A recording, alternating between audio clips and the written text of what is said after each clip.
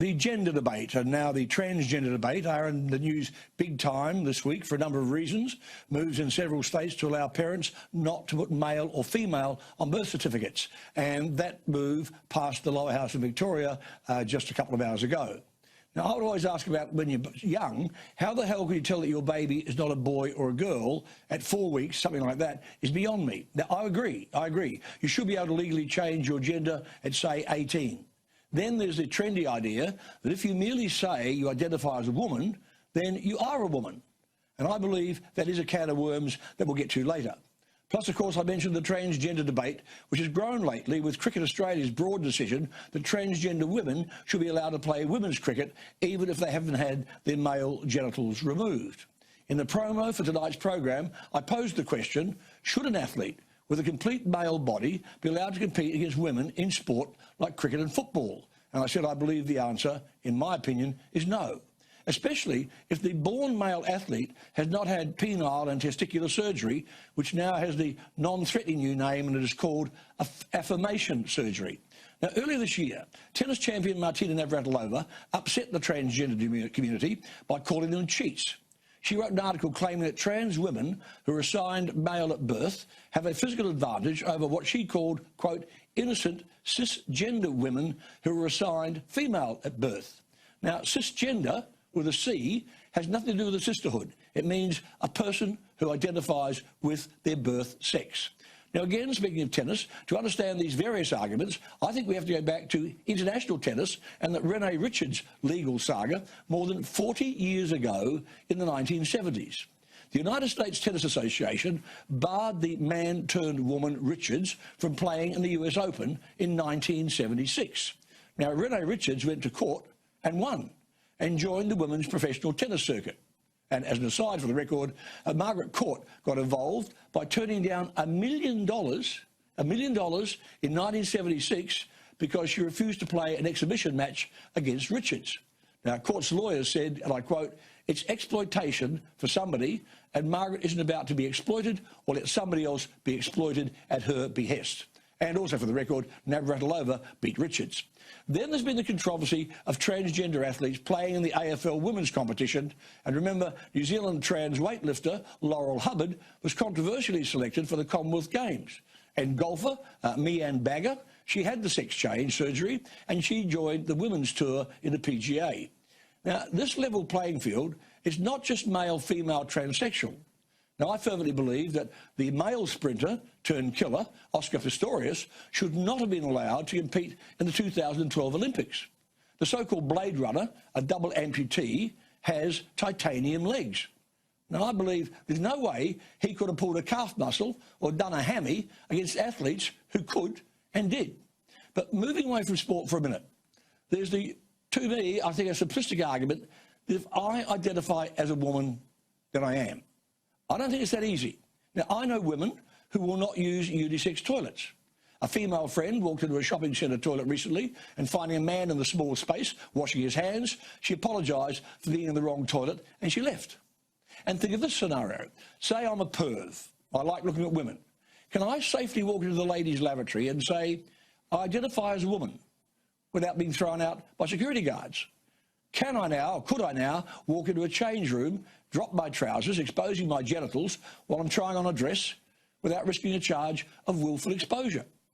Would you be comfortable in a swimming pool change room if your 7-year-old daughter saw a transsexual's male genitals in the shower? Now, in my opinion, it is a disgrace that a beautician in Canada, adept at Brazilians and bikini line waxing, those sorts of jobs, that she could lose her job and possibly face discrimination charges for refusing to wax a man-woman's testicles. Now, Cricket Australia, I think, in its smug, self-righteous worthiness, may not have realised what they have wrought. I'm Derek Hinch.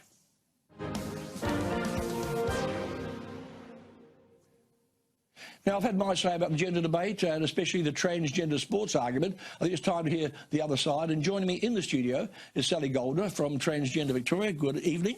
Evening, Darren. And first of all, congratulations on your Order of Australia. Thank you, yeah. Yes, that's very, very good. I think 2 people from your group got That's it. right. My colleague Brenda Appleton was the other. Yeah. Now, let's start off by talking about I think we'll agree on more than you think we will, even from that editorial, because the bill that passed the lower house of Victoria today, Yep. And it has to go to the upper house, and I think they have the numbers to probably get it through there. What does that actually mean? It will mean that trans and gender diverse people will retain their privacy rather than automatically being outed, as is often the case now. It means they'll be on a level playing field for a job when there is a need to go through identity checks and other checks. It will mean that trans young people who currently can't change their birth certificate at all, even with parent/guardian approval, will be able to get holiday jobs. And it will mean that people will avoid ridicule and anxiety, which has often happened when they can't produce a birth certificate that matches their sense of gender identity. So on this new bill, at what age will you be able to do it? There's two groups. For adults, you'll be able to do that naturally as an adult, and for minors, that can be done with parent-guardian approval. So if the parents said to you when you're 12, it's okay with us, you can do it, you could do it? Yeah, if there is agreement on that and people have worked through careful processes, which is already happening, then certainly. And would the biggest thing be for anti-job discrimination? Would that be one of the largest areas? Absolutely. The scenarios that I've outlined are based on people's real life experience where they've tried to get jobs and it's a tight job market, and you can now get the relevant checks online within 45 minutes, except if your various documents don't match. And then it's send it in manually and we might get it to you within 15 working days. Oh, yeah. So now, it does put people out of the running in many cases. Now, in your own personal case, did you find discrimination? Did you find growing up that you were ridiculed or laughed at or discriminated against? Absolutely. I spent all 13 years of my school at what most people would call an all-boys school, or I can say a little dry humidly, an assumed all-boys school. Yeah. And sure, you know, when we look at someone at birth and all we can do is look at a body, we assume things, but I never fitted in there on many levels because I was not academically, I was okay academically, but it was very competitive. But I am not a sporting person. I have a turn in one eye. In plain language, my eyes don't work in stereo, so I was not good at cricket, although one might say in the life I'd stayed, if I had been male all along, I might have got a job in the Australian team up until recently. Until recently? Yeah. But the reality is that also I didn't realise this till much later, I have one leg shorter than the other, so I wasn't good at dodging football tackles either. There you go. So that was not a pleasant environment to start life in by any means, and that is still often the case for trans people of all backgrounds. Can you understand, though, why some people, and me included, on the idea of a transgender person, male, playing in the women's cricket team, he has not had the surgery, so he still has all the male attributes, but and most people would believe, I know hormonal treatment lowers various things and can reduce your muscle tone and things like, I grant you all that, but you see why people think, oh, that's not quite fair? I can understand that there has been often mixed information given about this, but the clear medical evidence is now for someone like myself, hormones have taken overwhelmingly their effect within 18 to 24 months of being on them consistently, and surgery is not the issue about things like strength and stamina. So I think that often there isn't enough of a nuance on these debates to make sure they're worked through clearly. Because the T count differs dramatically, doesn't it, when you've been on the hormonal treatment? Absolutely, yes. Yeah. And overwhelmingly, all of my trans women friends report a loss of strength and stamina, and that, therefore, that has to be consistent. A whole group of people can't be wrong. I'm not being personal here, but I just want to ask, in general, if I decided that I wanted to change my sex, I would want to have my male apparatus removed. Is it the price? Is it the worry? Or what would it be mainly? It is a couple of things. Price is certainly one. So for someone like myself, assigned male at birth, if I needed or wanted that surgery and have that in Australia today, it is $16,000, not covered by Medicare and or private. But for someone who is in inverted commas, the mirror of me, someone assigned female who needs to identify as male, think Chaz Bono is the best known example, the out-of-pocket cost for the lower surgery alone and just the first stage, $70,000 out of pocket. So it's a huge amount not covered.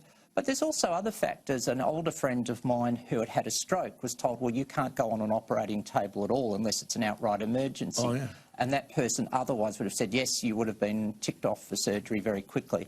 So there's a number of factors why surgery isn't the real thing, but some people just simply don't feel they need it. So there is an idea that gender is more than, in inverted commas, going from male to female or female to male. You can don't have to go from, say, Flinders Street to Broadmeadows. You can stop at a certain station. So none of these operations, none of the surgery is covered by private insurance? Not fully. So, yeah, there are these out-of-pocket costs. There are some parts that are, but a lot that aren't. And that's obviously a huge barrier, particularly given that transgender diverse people face unemployment and underemployment on many occasions. Yeah.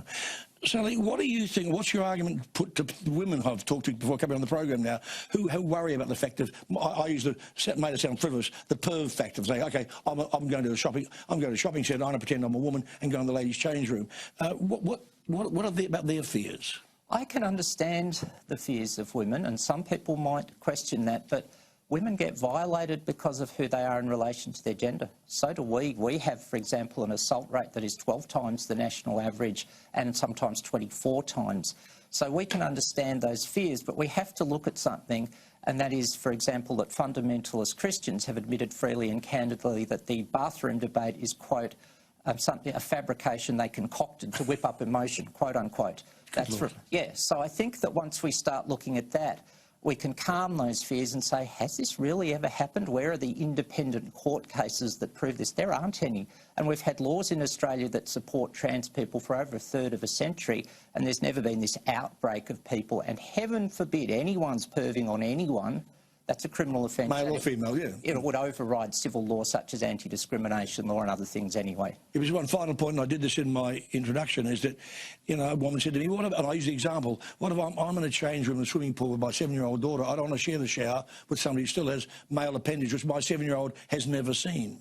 So most showers now are self-enclosed. So where, you know, you go in and shut the door. I can tell you why jail ones aren't. Well, that's your experience, not mine. But, you know, in terms of changing rooms, there's a couple of things there. Showers, self-enclosed, so when you are completely uncovered, no one else will see you. But a lot of just in the general changing area now, and I have taken up swimming and thankfully have lost some weight. Yeah. And in the female changing areas, there are some changing areas that are self-enclosed, which benefits lots of people if they feel a bit awkward or anxious. So people who maybe, say, have a birthmark or a burn or something and they can't... Well, that is why, I mean, a lot more people would use unisex toilets if they had independent, you know, all cubicles, and there's privacy there as well. Yeah. That's the thing. It's the layout of the toilets and changing rooms that's important. And a lot of swimming pools also have a family change area, which is just a room where mum with 7-year-old son, dad with 7-year-old daughter, etc. can go in, and then they can look after their child safely and in a win-win way. That's good. All right, Sally, thanks for your time. Pleasure, Darren. Thanks for coming in. All right.